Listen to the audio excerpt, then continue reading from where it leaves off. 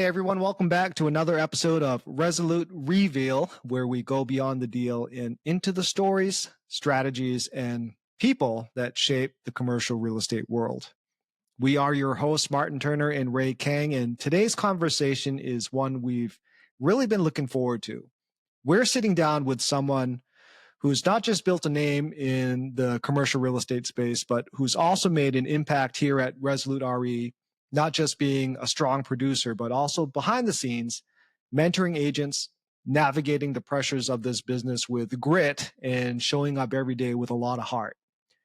Eric Broussard is here with us, and this episode is all about the people side of the business, and we will learn how he got into commercial real estate, the moments that shaped him, the challenges he has faced, and what keeps him moving with purpose every day. So welcome, Eric. We appreciate you being here. I appreciate it, guys. Thanks for having me. I'm pretty excited about this. It's a lot to talk about, a lot to cover here, and hopefully some people can get a little insight into what it is on a day-to-day basis of just being a broker and even trying to get into the business.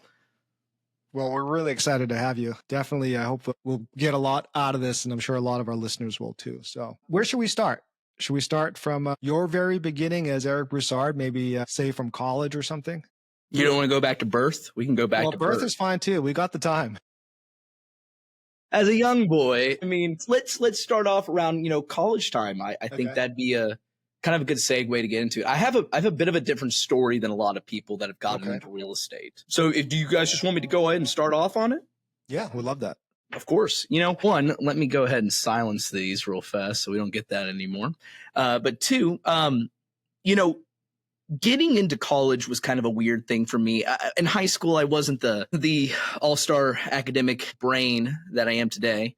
I really didn't know kind of what my path was going to be.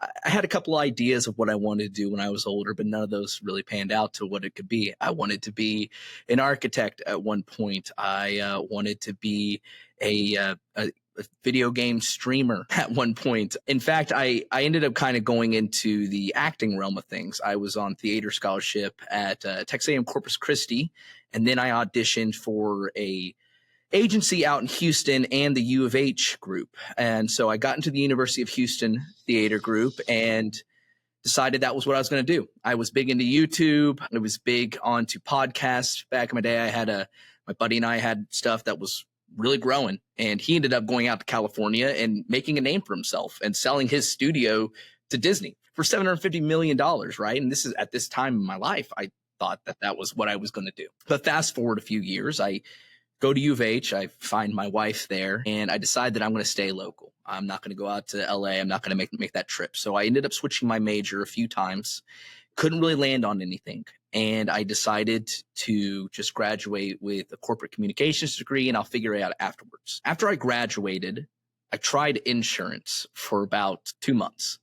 And not to bash any insurance brokers, but I don't know how you do it. It's not the life for me. And it definitely didn't fit what I wanted to do. So I sat down and I talked with my parents, and I was, probably 24 at the time. And my dad was a lawyer.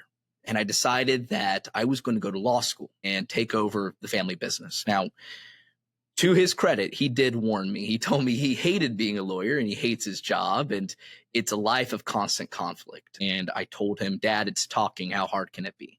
Right? Found out once I got into law school that was not all it was. There was a lot more to it. And I did about a year in law school. And on my second semester, I definitely kind of let things slide through. And I ended up failing out of law school.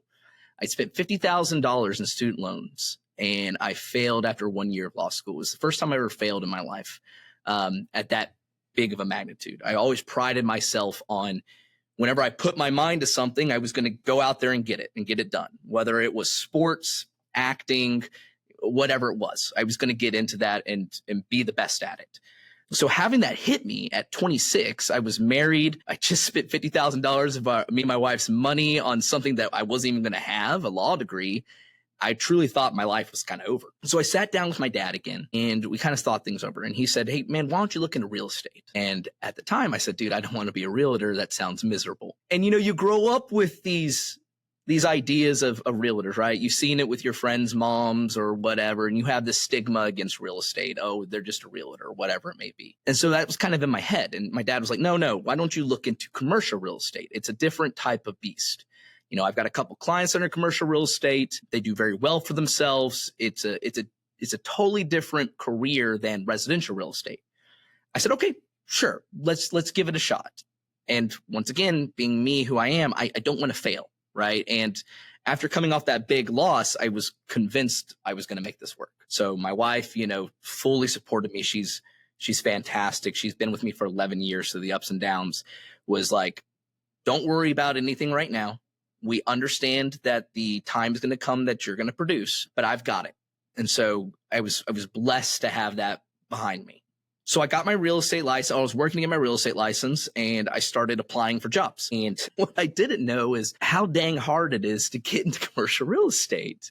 And no one warns you about that. When the residential side, you can kind of get in relatively pretty easy. There's a lot of people that will sponsor a new broker or new agent coming in.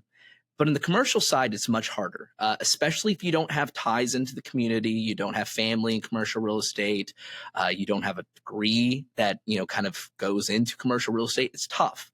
So for about 3 months, I'm looking for a brokerage to take me on. I'm calling CBRE, JLL, NewQuest, Edge, everybody that I can think of. I send off my resumes, I get in the car and I drive there and I knock on the door and I beg for someone just to talk to me. And I mean, beg. I'm sitting there just, hey, give me 5 minutes of your time. Every single one of those people turned me away. And I don't blame them for that. I understand it. I was a 26-year-old kid with no experience. But then I saw the listing for Resolut and I saw a research associate position. I immediately applied and I got in my car and I drove to the office. And keep in mind, I've been looking for a job for 3 months. I had one suit, no money to dry clean it, and I was looking like a ragtag, little doll over here. I walk in, suit's wrinkled, white shirt, dingy as hell, and I go and I talk to Margaret at the front desk, and I say, hey, listen, I've been looking around for a few months. I just applied online. I would just love if I could talk to someone for 5 minutes. 5 minutes. I guarantee you will not regret it if you just give me 5 minutes of your time. And Margaret, being the sweetheart angel that she is, who's still our admin today, took pity on me, I guess, and went and grabbed Martin, who was the CEO of the company at the time. And, being a 26-year-old kid and meeting with the CEO. So you showed up with no appointment. You just came and knocked on the door. Came and knocked on the door, man. Gotcha. I was not getting any callbacks. And I figured that was the best way to do it. And thankfully, Martin was there. And Martin brings me in and we're talking and we're having a good conversation. And I always remind Martin of this conversation we have because it stuck with me. We were having a really good conversation and things were going well. And Martin told me, he said, Eric, I don't like hiring younger guys because you just don't know what you're getting yourself into. This career's tough. It takes about 2 to 3 years to really start seeing some money in this business. And a lot of people quit beforehand and you just don't have the same experience as someone that has this is their second or third career. And I remember looking at Martin and going, well, Mr. Turner, I don't make money now, so there's really not a difference. And, from there, I was able to get a second interview into a third one, and I ended up getting the research associate position. And I've been here ever since. Yeah, I mean, I think it's worthy of noting that if he would not have come into the office that day, if he had just sent in his resume, there is a very, very high likelihood that he would not have ended up with the position.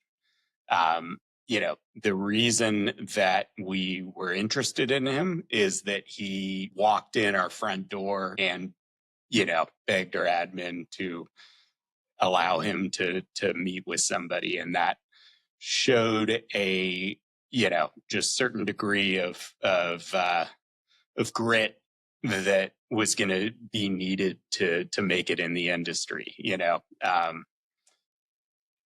when we post these ads, we get flooded with resumes. But 99% of the people that we talk to aren't going to make it for one reason or another. And so it's very hard to filter out the strong candidates in an industry like this. And so doing something like that definitely sets you apart. I can think of another intern that we hired around that same time who, he sent in his resume in in like a plastic folder. So he didn't just email it in, and then he didn't just mail it in, but he like sent it in like a FedEx folder. So it stood out, right? And so we opened it up and took note of it. Well, even off of that, we kind of said, no, you know what, this is probably not a great fit. But I did email him directly and said, hey, I don't think we have a fit here, but thank you very much. And then he ended up calling me back and talking to me on the phone, and then sending me a letter after that phone call, thanking me for my time and pleading with me to consider him for the job. Well, we called him in, and that person ended up being a very successful employee with us for a very long time, and now is off running his own commercial real estate company and has done well in the business. So it's just interesting, those little things that'll set somebody apart to get your foot in the door. If you are somebody looking to get into the industry, you've got to do something to set yourself apart from everyone else. 100%. And it's like, even when going back to the acting days, right? That was one of the biggest things when you did auditions. You got to make yourself memorable, right? Because everyone's going to come in and do the same thing you're doing. You got to make yourself memorable. And it's kind of funny when you think about it, right? It does play in extremely well into commercial real estate, because there's so many good brokers out there, right? That do what you do, that can find sites, that can negotiate deals, that can do everything you do. What makes you different, right? And that's what really sets, I would say, the average broker from the great broker. Is you got to be a little different in your market. You got to have something that makes people come to you or offer something that's different. The only thing I would clarify from that is there are not that many great brokers out there. There are a lot of people that are great at talking the game and that, make themselves sound wonderful in a, 2-minute bite or whatever. But there aren't that many people that will go the extra mile and continue to follow up and show the grit and follow up and really follow through on what they say they're going to do. Mm. And so when it comes to hiring somebody, those types of things, Eric not just sending in his resume, but coming back and pleading, those are things that, bode well for the success of that broker. All of that, for me, Eric did everything right. You know what I mean? It's he set himself out from the crowd, separated himself out from the crowd, showed his tenacity, showing that he really wanted it. I mean, and that's what I think a good broker does every day. Honestly, the brokerage part is always, it's a never ending process, right? You're always learning something new throughout your career. But like having that kind of character is, for me, like the most important part. Yeah, I would agree. Well, awesome, man. So you get your foot into the door. So how many phone calls or interviews after that first meeting with Martin did it take for Martin to finally get convinced? Dude, I'm going to throw Martin under the bus. The jury's still out. That's what I'm trying to get to. There's no jury. This is what happened. I'm going to tell you exactly what happened. What happened is I got raked over the coals, man, dude. It's so funny because obviously I came in 7 years ago and I just thought that was the interview process, right? Like you had to come in, interview with Martin and then Joaquin. And then they brought me in for 3 days for a trial period as well, where I was helping out with different tasks and seeing how I'd fit in with the crowd and stuff like that. So I had a 3-day trial period after that too. And I remember at the last day, Martin brings me into this office, into the conference room, and he goes, hey, I'm thinking about putting a restaurant in this location, right? What do you think? And I have no freaking idea what I'm looking at. I'm just sitting there. I'm like, okay, well, yeah, no, if it was me, I wouldn't put a restaurant there because there's a lot of competition right in the area. So I would set myself apart a little bit, maybe go down the road and find a location that, fits a little bit better of our parameters and, has good access to it all. And Martin's sitting there and he's, Yeah. And I'm thinking I'm killing it right now. Martin's got a smile. I was like, yeah, that's good. I thought I was cooking with something.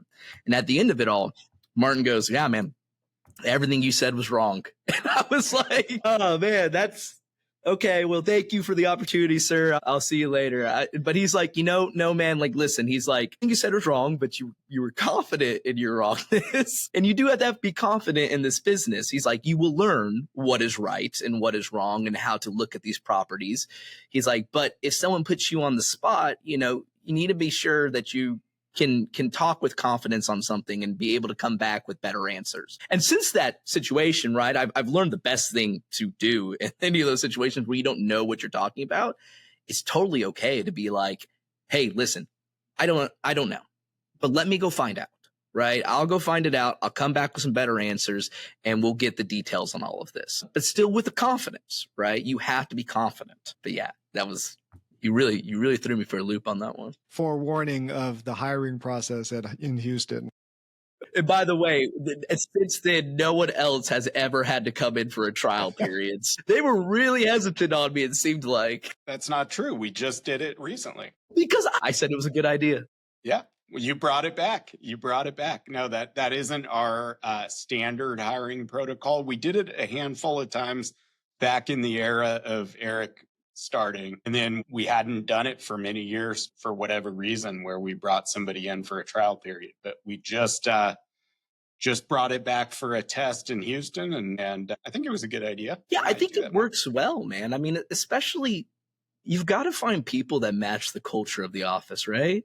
Like too many times do you get some people, and especially like with the culture of an office like Houston, where it is very friendly. Like everyone out here gets along with everyone. We share information, we share deals, and we bullcrap with each other as well. And so you got to make sure that these people are kind of engaged in that same environment and that same culture.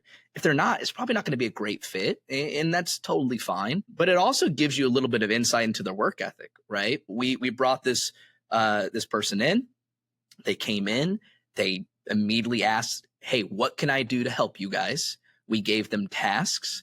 They jumped right onto them and even started cold calling that day. They helped a broker with cold calling and was able to get a few leads for them. And if you can see that before you even bring someone on there, that says a lot about the person, because brokers that are even in their first year are still scared to pick up a phone and call somebody. If you're able just to jump in and do that, that says a lot. And we can see a lot in those 2 to 3 days of a trial period. I mean, honestly, you really can't tell what type of person it is just by looking at the paper, right? And a couple phone calls. And yeah, it's a great idea to have them in. And they might surprise you as well. They might not have looked that great on paper, but the character and, something about them, their personality, their work ethic could really surprise you. And the only way you're going to get to know that is by spending a little bit of time with them. Yeah, agreed. No, this is a business that is very, very difficult to figure out on the front side whether or not somebody is going to make it.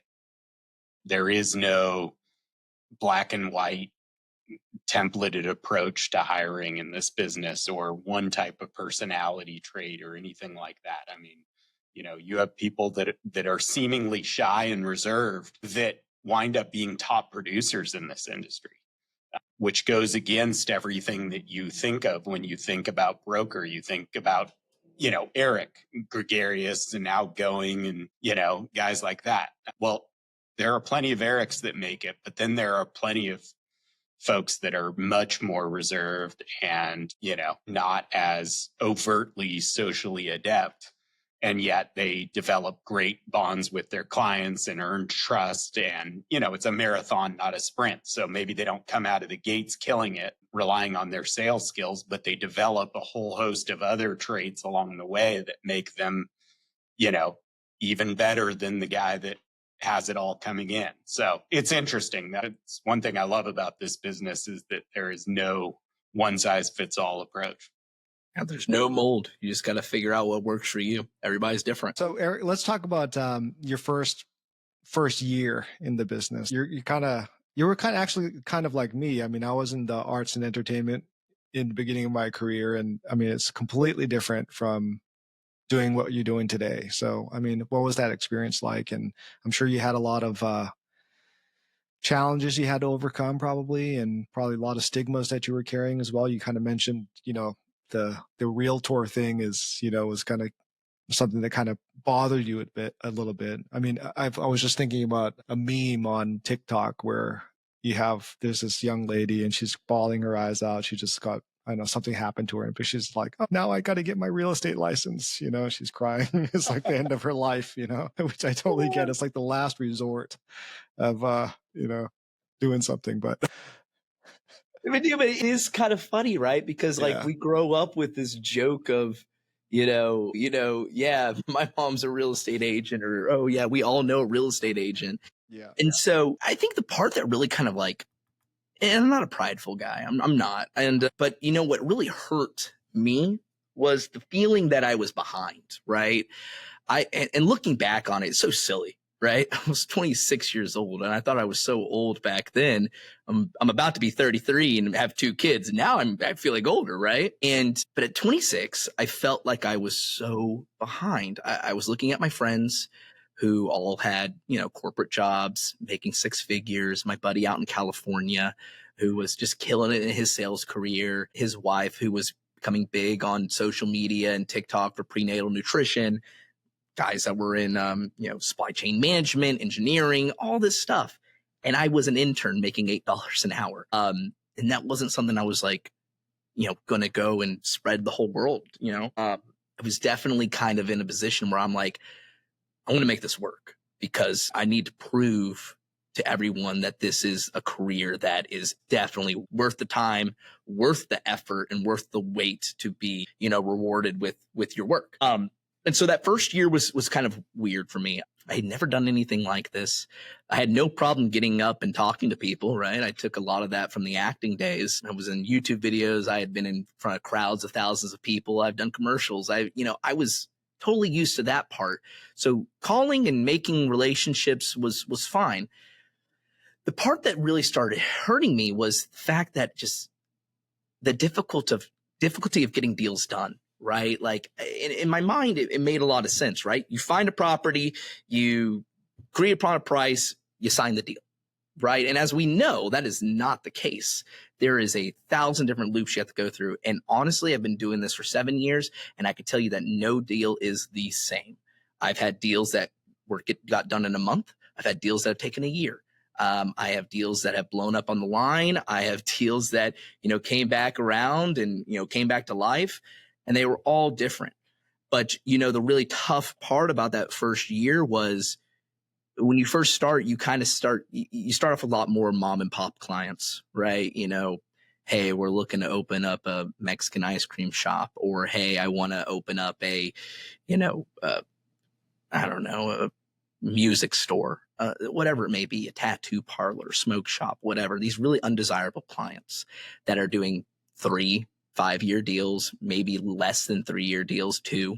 And so your fees really aren't that big. And so it's really tough to kind of look at that and be like, where is the money?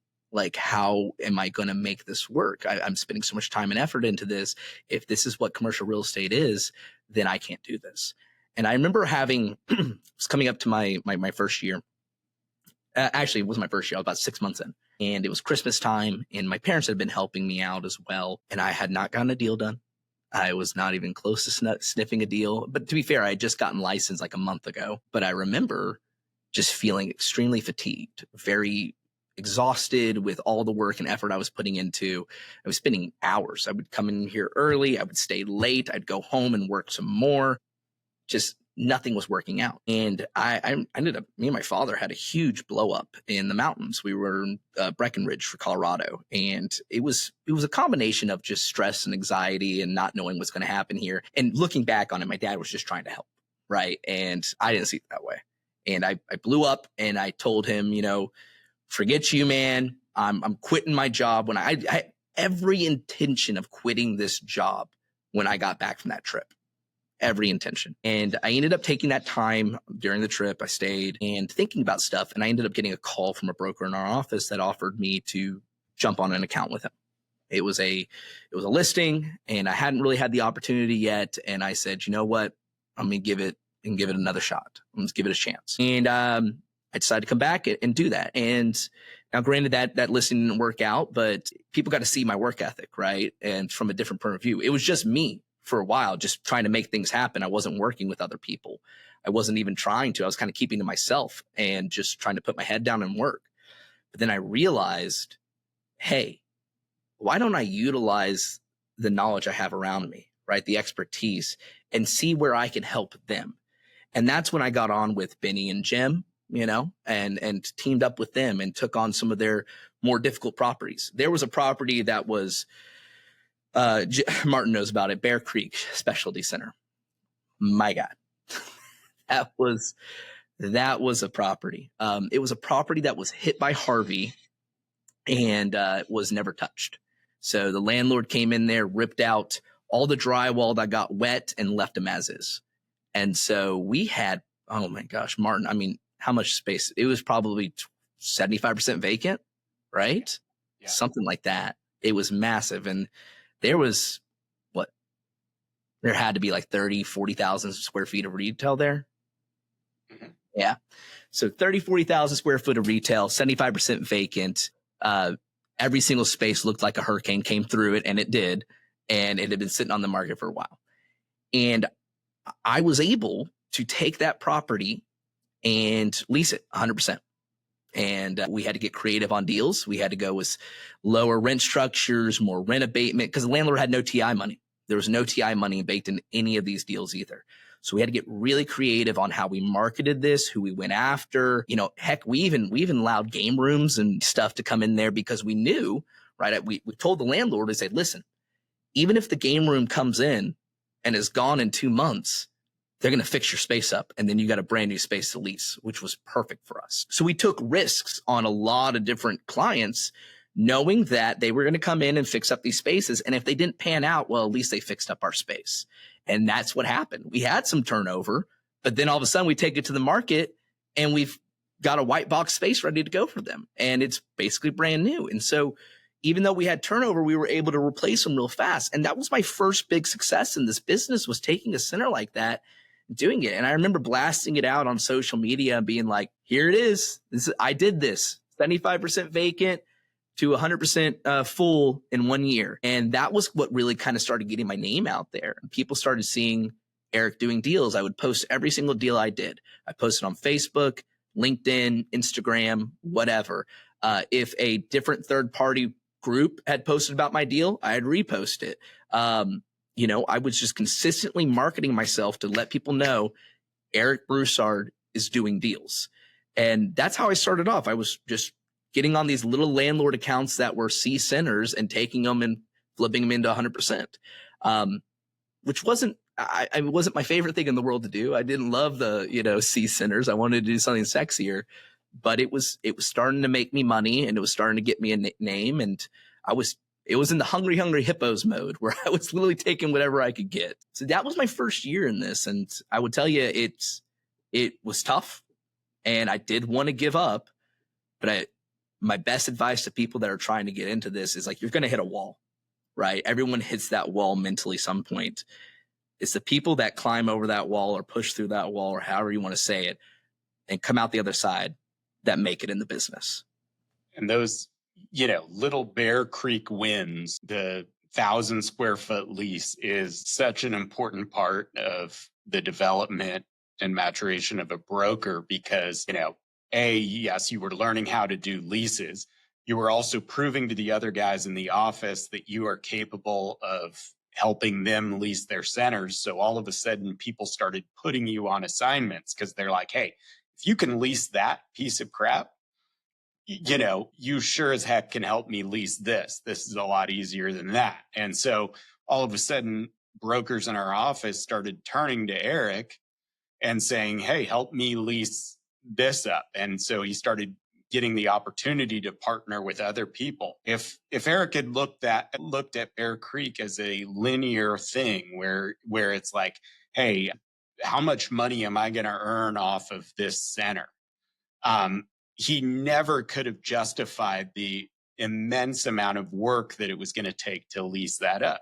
He would have said, no, this makes no sense. This is stupid. And he very likely would have failed to lease it up. And he very well may not be here today as a broker. He'd be doing something completely different, because he probably wouldn't have been invited onto other projects and never would have developed the know-how and the savvy of how to pick up his own business. There's just all these little things that happen along the way where one thing leads to another, and you kind of just have to have faith in that process that it's not about how much money am I going to make on this next commission, and is it worth my time? If you don't have anything else to work on, it's worth your time. 100%. It's there comes a time where you have the opportunity cost and say, okay, wait, no. And that happened for Eric, where he said, hey, I no longer can work on this project. It's no longer justifiable to spend this time. But if he had said that from the outset, he would have never made it as broker. What was your daily mindset at that point? I guess you had somewhat of the beginning of a turning point with that conversation you had with your dad in Breckenridge, and you come back, you're mentally in a different place, but you had the opportunity, somehow you stuck to it. So mentally, what made you turn around at that point? It's tough to kind of put that on there, because here's the thing is that, and I brought up my parents in this a couple times, my family is, and I want to put this out there, everything I do is for my family. The whole reason I'm in this business, the whole reason I work so hard is for my wife, my kids, and my parents too. And my parents don't benefit off of me, but my parents did invest in me. Right. They invested in my childhood. They invested in making me the person I am today and all this stuff. And I remember when I had this blow up with my father, I said something to him that was probably one of the, being a dad now, if my kid said this to me, I would have been demolished. And I remember looking at him dead in the face, and we're screaming at each other. And I said, everything I've ever done is to make you proud. And then I slammed the door in his face and I walked away. And I remember thinking to myself, I was like, do I really feel that way? Right. Or am I just lashing out? Because my dad's never forced me to do anything. My mom's never forced me to do anything. I've wanted to do this for them. I wanted to make them proud and be like, hey, this is the guy that we raised. This is the young man that we raised, and this is who he is today. And so I think when I came back from that, I took a seat, and my wife and I talked, and I was like, I'm going to prove to everyone that I can do this, and that this is not just, Eric's flaking out or whatever it may be. There's obviously a career in this. Otherwise, people wouldn't be doing this. So I can make this happen. I can make this work. I just need to change up my approach, which is what then segued me into that idea of I need to stop putting myself in a little box and putting my head down and calling, and I'll let people know what I'm doing. I need to engage with my brokers and engage with my seniors and ask them questions and whatnot. And I'll be damned if I don't go and ask Martin or Joaquin or anybody in this office a question several times a day to this day. I had to change it up. I had to change up my mindset to who I was, because like I said, for the longest time, it was just, Eric, go out there and do it. And so I took that bit of advice from myself and I applied it to, going forward into brokerage. And I listened to the advice I got from my colleagues and my peers, taking the calls. And instead of, just if the call didn't make sense, not pursuing it, figuring out how it could make sense. Hey, this location won't work for you. Okay, that's fine. How can I help you elsewhere? Right? What else are you looking for? Start flipping people into tenant rep. And that was kind of the segue for me getting into tenant rep, right? And I really, really loved tenant rep, and I still do. It's why it's all I do now. It's tenant rep. Tenant rep was kind of what really saved me in this career, because I started really finding a purpose in commercial real estate. For a long time, it was just a job, right? I got to go and lease up a center and do it. But in tenant rep, right, I see it differently. I'm working with first-time franchisees, people who have had dreams their entire life to open up their store of a coffee shop, or, hey, we're going to do an arcade, or whatever it is, these fun little stories these people have. And I get to be part of that process, right? I get to be part of that dream and help them achieve it and find the location. And it's great to point to people and be like, yeah, I helped that person. One of my favorite accounts is Cheater's Creamery. And Cheater's Creamery was an account that called in. They called into our office. And I remember like it was yesterday talking to the guy there. And he told me, he goes, hey, so listen, I'm looking for a food truck location. I have not been able to find a broker to help me. I really need some help. I've got a business plan. I've got a marketing deck. I've got all this, and I really want to make this happen. Can you help me? And I knew that food trucks were a pain. I got it. But once again, at this time, I don't care. I'm doing whatever it is. And I said, hey, man, why don't you send me over your stuff and let me take a look at it? I'd love to see if I can help. And he sent it over me. We went out to go meet, and we turned out, to be very similar. Both video game nerds, both anime nerds, all this type of stuff. We connected on that level, and I loved his concept. It was a really cool concept of, hey, cheat on your diet with ice cream. And I said, you know what, man, let's make it happen. And I took it, and I started that's a lot of cold calling on a food truck, because they don't just market food truck spaces. So I'm calling everyone I can to get a food truck deal done.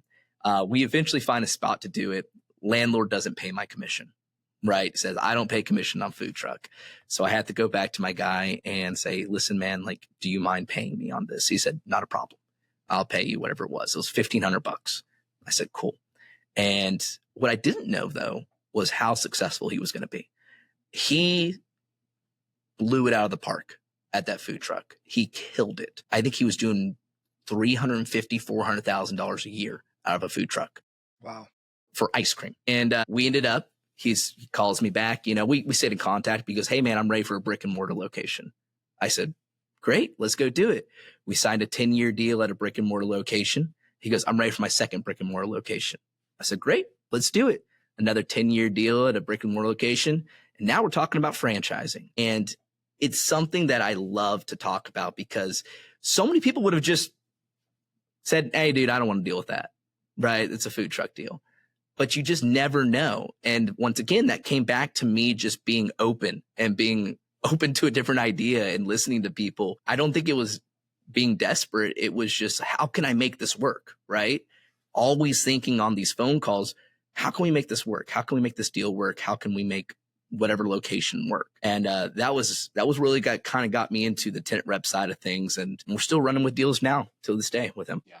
No, I remember when you made that transition from landlord to tenant rep, and a switch went off where it was like, oh, wow, this guy's found his niche. Like he really talks about his job and about, the deals he's working on in a totally different way. And so I remember saying, no, man, that's your niche. Go for it, man. The light bulb went off. And so, yeah, so I've seen people play on both sides of the fence and do it well. But for the most part, there is a certain type of personality that gravitates toward one side of the fence or the other. They are very different activities, different day-to-day things. And I think Eric really enjoys the deeper personal relationships that you develop with your tenant rep clients and the story behind it and everything. And then just the day-to-day activity is different, right? You're not picking up the phone all the time talking to people calling in. You're,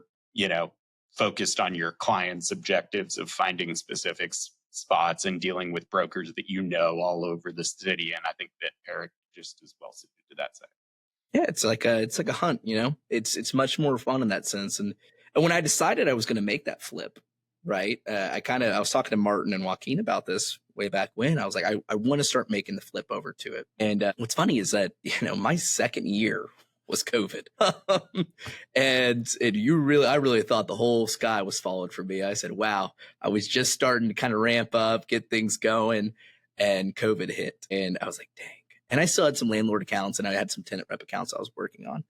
And I remember I was Martin, we're going to talk about this, but I was sending out blasts during COVID, and I'm trying anything, right? No one's working at all. Like, I'm calling everyone. They're like, no, we're not doing anything right now, man. And I'm like, totally fine. But I'm sending out blast after blast after blast. And I remember getting an email from a broker, and he told me, he goes, Eric, I know you haven't been in the business long, but, this is really disrespectful in this time. You shouldn't be doing this. There's a lot of people losing business, and and whatnot. And I'm over here like, man, I'm just trying to live, dude. Like, I'm trying to put some bread on the table, at least something. I think I'm surviving off icebreakers at this point. And it's, it's so funny because that same call I got that day, I got another call from a brand coming into Houston, and they were like, hey man, we see that you're super active on blasting. We want to do like 5-6 locations in Houston. No one else is picking up the phone right now or talking. You want to help us? And I said, please. Let's go. Yeah. Please. Would love that. But it's one of those things, man, where if you want to get into something, you just got to throw yourself fully into it. You can't just kind of teeter on the sidelines, and no matter the market, there's always going to be a silver lining to make money somewhere. You got a really great story of your character and your attitude, tenacity, just going at it. And then the turning point where it gave you like that extra kick to stay in it. And then with that, you found your specialty. You specialized in something, which is really important, right? So is there a deal story from that tenant that you started working with from COVID? Man, there are so many stories from that tenant. You just opened up a can of worms. Okay. Man. Give us one at least, right? So is there a story? Yeah. Okay. So listen, the client was funny. They were actually really fun guys. I will give them this, but it didn't work out the way it should have worked out. And I'm going to tell the story, and I'm not going to name the brand, but everyone will know it once it's done. But this brand came in, and they were a group out of state that, was trying to buy up a lot of second-gen restaurants. And we were just, okay, let's go. So we're putting them into different restaurants and whatnot. They ended up hanging their hat on a professional athlete in Houston that was a big name. And I don't think it matters if I say it was Deshaun Watson. Yeah, it was Deshaun Watson. And if anyone knows about Deshaun Watson, they understand what probably happened in this, because we open up these stores and Deshaun's at all the openings and they're like, it's Deshaun's store. He's out here. He's making it work. Blah, blah, blah. Eric's putting out pictures of him and Deshaun on social media. We're hanging out. It's awesome. I felt like the biggest dog in the room, man. And I really thought, I was like, this is it, man. You've made it. A month later, Deshaun announces he wants to leave the city and get a trade. That was the first hit. The second hit was all the lawsuits that came afterwards, the 22 allegations. So we started getting picketers and, boycotts outside all these stores. So keep in mind, I'm riding on cloud nine. I think I'm the bee's knees. I just opened up 5 stores for a brand. They all closed within a year. Every single one of them closed within a year. It was like, I remember talking to a broker about this like a couple months ago. And I was like, he's like, you remember when you ran with that guy? I was like, yeah, I feel like it's a big black eye on me. And he's like, dude, it wasn't you. I was like, yeah, it makes sense, but still it is kind of a little funky situation. But those guys, I mean, like it kind of comes down to, who you work with, right? Yeah. Too, right? Because listen, at the end of the day, they were good to me. They treated me well and stuff like that. You couldn't see that coming either, right? I mean, percent, right? You could not see that coming. But I will say this too, after that whole situation, it made me think about like, you want to make sure the people you're running with are working within ethical bounds. And, there's been a multitude of clients where I just couldn't get behind kind of the things they were doing behind the scenes. And it just didn't sit with me. And so, even no matter how desperate I'll ever get for a deal, I definitely want to make sure that I'm working with people that are working towards a goal of success, not trying to make a quick buck, because your reputation matters a lot in this market and in every market. If everyone knows in commercial real estate, everybody. I could list off 100+ brokers in Houston alone that I all have close relationships with. And I never want to put myself in a situation where people are like, oh, Eric, he's kind of a broker, he does some sketchy things. Like, no. So I make it, that was kind of my first little like insight into that situation, because the brand also didn't drop him. And they were like, nah, we're good. Don't worry about it. And I was like, okay, man, you're fine. But that was a good one. But just like we talked about with the shopping center earlier, that account ended up leading to other restaurant accounts. So, they were looking for in-cap restaurants, very common search, right? In-cap with patio type locations. And then right after that, Eric went and was able to get, three or four other similar, fast casual type of concepts, and some that he's running with to this day. So it was another example of one thing leading to another. And even though that account didn't have a long shelf life, it has a hell of a story, not a long shelf life. But story you tell at parties. It certainly has led to a lot more success in the industry. That must have been a little bit of an emotional roller coaster for you too. Dude, it was so funny because COVID was such a emotional time regardless too. It was all over the place, man. And I realized after we got out of COVID, I was like, look, dude, if I can make it through COVID and be successful, then I'll never have a problem in this business. And it's something that when I coach all of my mentees now, I always let them know that. I'm like, we talk about different markets, like the market that we're in right now with construction costs going up and tariffs and whatnot. People are kind of scared, right? And I say, listen, guys, there's always going to be a silver lining into a market, and you got to figure it out. You got to figure out what's going to make sense into it all. And if you can find the money there and you can find the success and work yourself out of that type of market, you'll be successful in this business.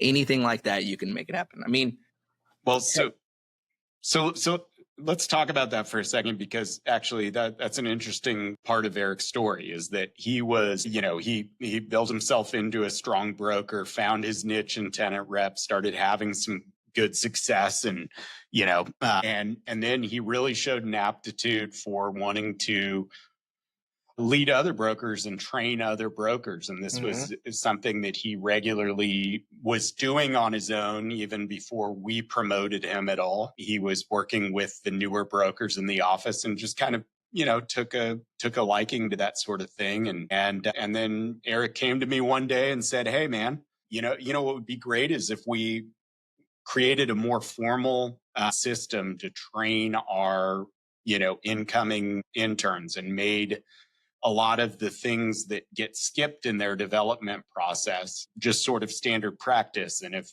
hey, I could fill these shoes. I can have regular meetings with these people and one-on-one meetings with them, and kind of obviously the office leaders are responsible for that, but I am also someone that they can call and get direct advice on deals, or just on, general development angst. Hey, I'm thinking I might not be able to make it. What did you do in these situations? That sort of thing. And so, Eric, I'll let you take it from there.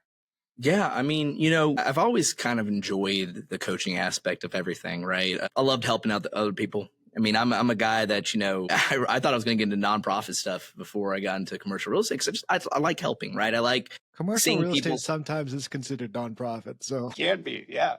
That's honestly fair. I'm still there, right? So, but I looked at the, kind of the progress we were having at the time. We were having a little bit of turnover in a lot of our offices, where people were mostly the feedback was that they just felt like they didn't know what to do, right? Like, come in here and you can talk and you can go out there and do stuff, but there's not everyone that has that same mentality. I mean, hell, if we think about it, I didn't have that same mentality when I came in. I was just trying to do stuff on my own.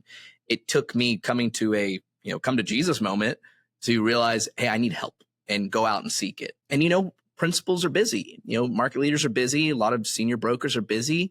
They're willing to help. And that's the nice part about Resolut, is we're all willing to help. But if you don't go in there and ask the questions, you're not going to get it. So why not just thrust the questions upon them? And so when I came up with this idea of let's change it up, right? The whole goal was to build the company up, right? To get stronger brokers that have a faster starting rate than others. And after the first year of this, we saw that. You look at the production numbers of the people prior to the program to after, it was a big difference. And we had a lot more retention too. The brokers were staying on, and they were working and becoming top brokers in their offices. And honestly, what I do is I don't overload them with a bunch of X, Y, and Z, right? I'm not going to be breathing down their neck and everything like that, but I want to be a sounding board for them, right? We have our weekly calls where we get on there and we'll talk about the market. We'll talk about different deals that are going on. I want them to talk about the deals that they're on right now. We'll talk about different tools that we have and how to better utilize them. Then after that, we have our monthly one-on-ones, which are really great because I get to see from their point of view what deals they're working on, where they need the help at, what's working for them, what's not working for them, and guide them in a direction to be successful. After their first year, I switched them to a monthly call because the weekly, they don't need them at the weekly anymore. A monthly little reminder to go over a few deals and talk about the market, totally fine. But we continue the one-on-ones after that. And that process, and they have me. They're always going to have that relationship with me. And I prided myself in this office not to just have a relationship with my brokers in my office, but I've got relationships in every single office. I mean, Ray, me and you have a great relationship. Chris and Brian up in Dallas, Joey and Mike over in Austin. Davis Payone's one of my best friends in this office and outside of it too. You know, Rob and all the guys in Albuquerque. I make a point to do that because I want people to come to me, ask questions. And in a little bit of a selfish way, I want to be the guy they talk to because I want to be able to help them here too. Right? It just builds your pipeline, but it also helps build the company. If the company's doing great, then you can promote yourself off of what the company's doing. And, you know, there's a little story, you know, there's a broker that we have in our company that I've been mentoring for about 2 years now, and he's great. I'll leave his name off the podcast, but, you know, he has been kind of on a roller coaster up and down. And we had a talk about 2 months ago, and he was very close to quitting. And, he's like, I just don't know, man. I'm not making money. I'm not doing this. And I said, man, are you working? And he goes, yeah, I'm working. I said, tell me about your day. How do you do your day? And he listed out his day to me. And I said, man, you are wasting time. Like, there's so many parts of your day that you're just not doing what you need to do. You're not making your calls. You're not going after leads. You're not picking up the phone. Like, I know you tell me that you stay late to 6 p.m., but then you go home and you don't work. Right, man, early on in your career, you can't do that. This is a 24-hour job, right? Granted, do I answer emails at 2 a.m? No. But if I'm on the weekend and there's a call that comes in that I need to take care of, or an email that comes in that I need to take care of, I'm going to have to take care of it because it's a 24-hour job. And I bluntly told him, I said, man, if you're not going to work, then this probably isn't going to be for you. And I'm not trying to be a jerk in this situation. I'm not trying to be that guy. I want you to be successful.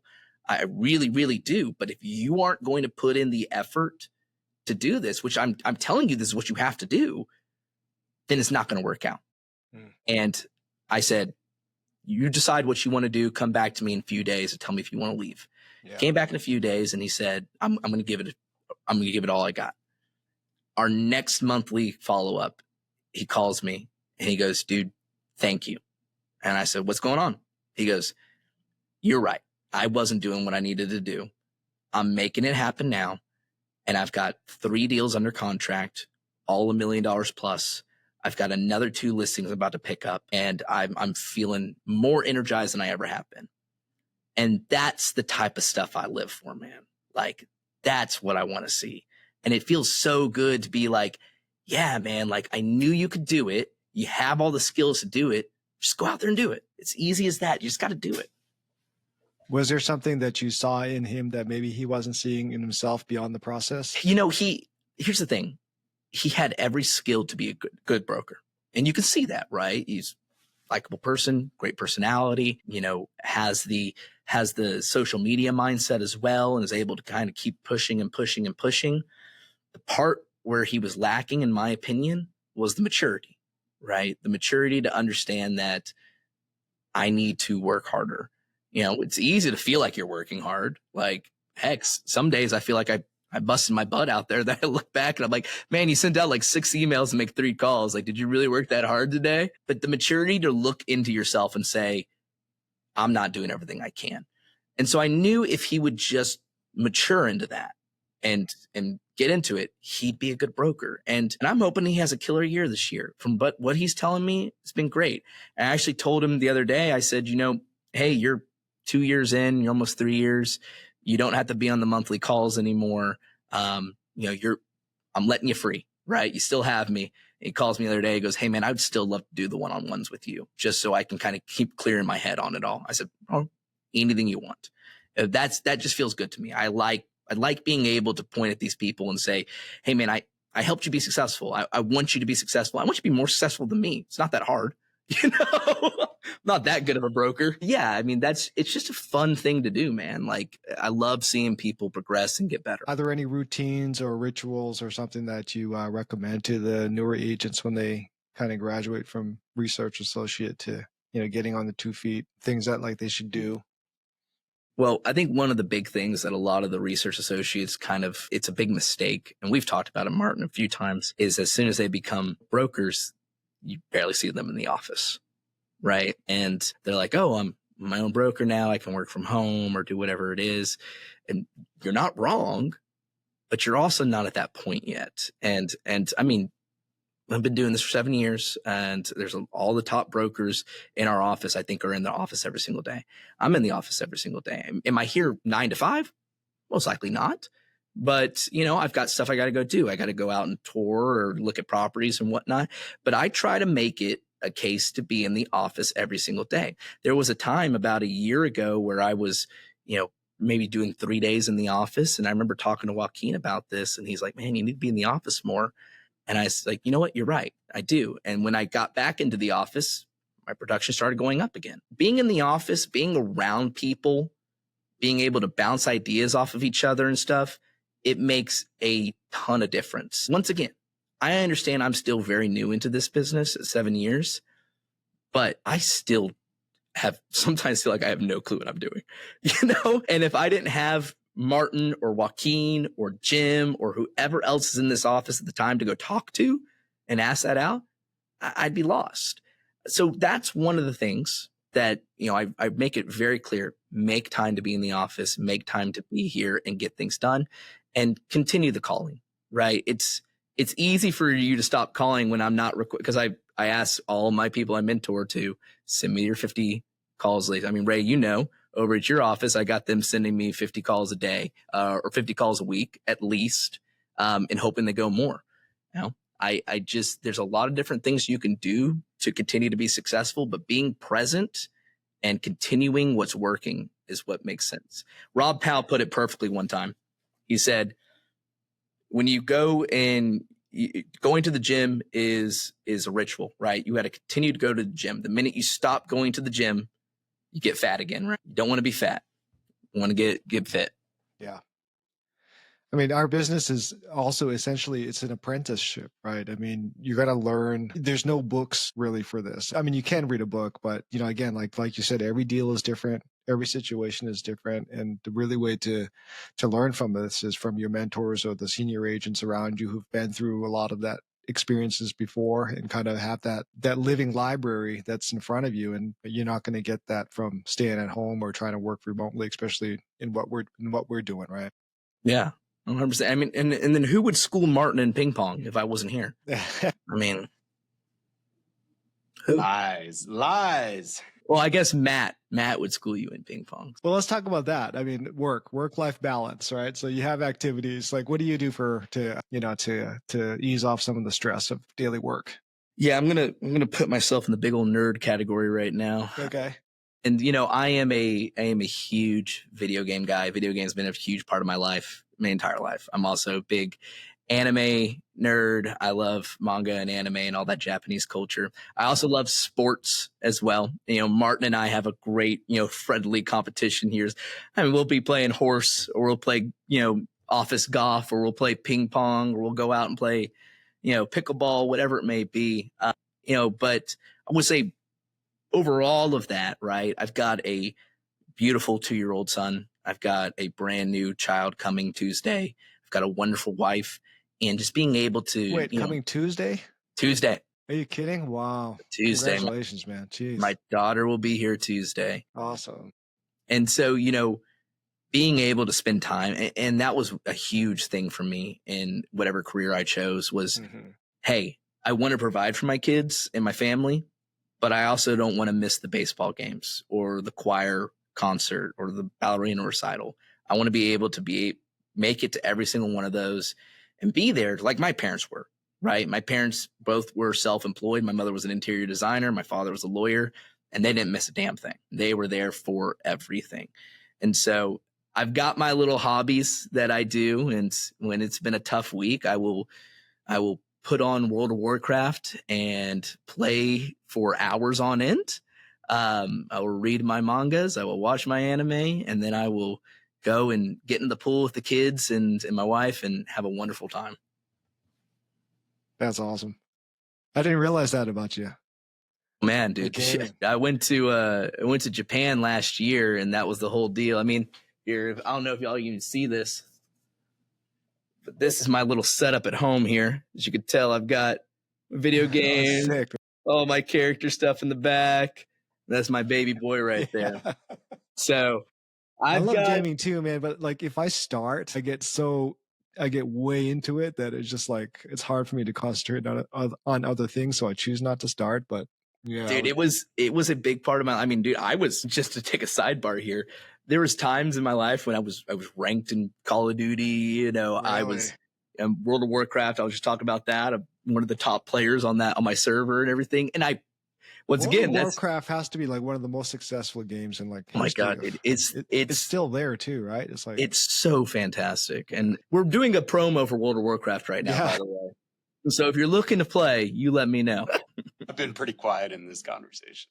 Yeah, it's because you're lame, dude. I tried to get Martin to come over all the time, play video games with me. He won't do it. I think Martin will be into it, actually. Dude, if he starts. I brought my Nintendo Switch to the office. We can hook up, play Super Smash Brothers right now. I played Tetris. God, dude, you are old. Yeah. Tell us about Eric Broussard today and where he's going in the future. Yeah, man. You know, obviously, once again, I've been here my entire career. I have no intention of leaving, you know, and I've told Martin this, you know, the same thing. It'd be like leaving a family. You know, there's so many great memories I have here. And, you know, the fact that Resolut was the one willing to give me a chance, I have a lot of loyalty to, right? Especially when no one did. No one wanted to give me a chance. And those brokerages that didn't want to give me a chance then, you know, asked for me to come over there now. And there's no reason for me to leave. The platform that we have, the support that we have, the people that I work with every single day makes this job just great. It's fantastic. I enjoy coming into the office. I enjoy getting to talk to all of my colleagues and do deals with them. And it's fantastic. And going forward, I've now fully immersed myself into the tenant rep. I do not do any more landlord rep. I have one client that is just one of my very good friends and that I do help with his landlord rep, but I have a junior on his properties to really give it the attention that it needs because all my time is dedicated into tenant rep. I do a lot of local work out here along with national. So one of the things that I've really prided myself on is the relationships I built nationally. And so when brands come in and they need a local broker, you know, I'm the local broker they're using. And I'm out here finding the sites and helping negotiate the deals and work with these clients. And it's been fantastic. But on top of it, I have my national work, which is, you know, like for PJs, for instance, I've been doing PJs deals for 40 years. They're like a family to me as well. I love having that balance of local and national work. I love being able to come out here and just speak with landlords and brokers and whatnot. And I'm going to continue on to that deal here. My goal with Resolut is to hopefully be here for my entirety of my career. If things change and that has to happen, I have no plans of leaving right now. And everything that I've got working for me has just been fantastic. And so there really is no reason to bounce out of here. But the idea is to continue to grow the brand, continue to grow who Resolut is and what we do and the culture that we have here. Because I think that's one thing that's really unique to Resolut is, man, we've got that small boutique feel, but with that larger national presence. So I don't feel like I'm just another person in this brokerage. I feel like I know everyone and I know everyone's personalities and I know their backstories. It just feels like you're close with all your friends here. You're doing deals with your friends. And that's a fantastic, fantastic feeling to go to work with. That's fantastic. Well, great, man. We're so glad to finally get you on the show and hopefully we could have you on again soon. Congratulations on the new baby, man. It must be exciting. Yeah, no, it's exciting. It's a little scary. Well, you know, that girl's going to be the death of me, man. I'm telling you right now. Another random fact, all of his family's names start with E. So yeah, it's Eric and Erica and Ian with an E. Ian. And then Emilia, and her nickname will be Emmy. So Emmy, I like it. Yeah, we got the whole E's lined up there, but I couldn't think of any more E names, so no more kids. You really pigeonhole yourself when you get into that. I don't know. Well, check ChatGPT. They'll come up with a whole list for you, man. You gotta. I could just do something creative like Elon did, name him like a fraction or something. Yeah. Well, cool, man. Well, so glad to have you on the show. I'm sure we'll make sure to reach out to Eric if you need any help in Houston, and I'm still they could find you on LinkedIn and the other social media platforms as well. So feel free to reach out to Eric and say hi. I will bet he'll be glad to hear from you. So yeah, and I'd like to put out there also, we talked about the recruiting and the program. We are still looking for people in our Dallas office, in our Austin office, in our Houston office, and our San Antonio office. So if you're looking to get in there and you've heard my story, you understand it all, reach out to me. I'd love to talk to you about it. That's a wrap for today's episode of Resolut REveal. Huge thanks to Eric Broussard for pulling back the curtain on what it really takes to succeed in this business, from navigating uncertainty to building trust one relationship at a time. If you're in commercial real estate or just looking to better understand how grit, mentorship, and ethics shape real success in this industry, I hope you took something valuable from today's conversation. If you'd like to connect with us, learn more, or explore how Resolut RE can support your real estate goals, visit us at www.resolutre.com. That's RESOLUTRE.com. We'd love to hear from you. If you found this episode helpful, make sure to follow or subscribe wherever you listen to podcasts. And if you know someone who needs to hear this, send it their way. Until next time, thanks for tuning in to Resolut REveal.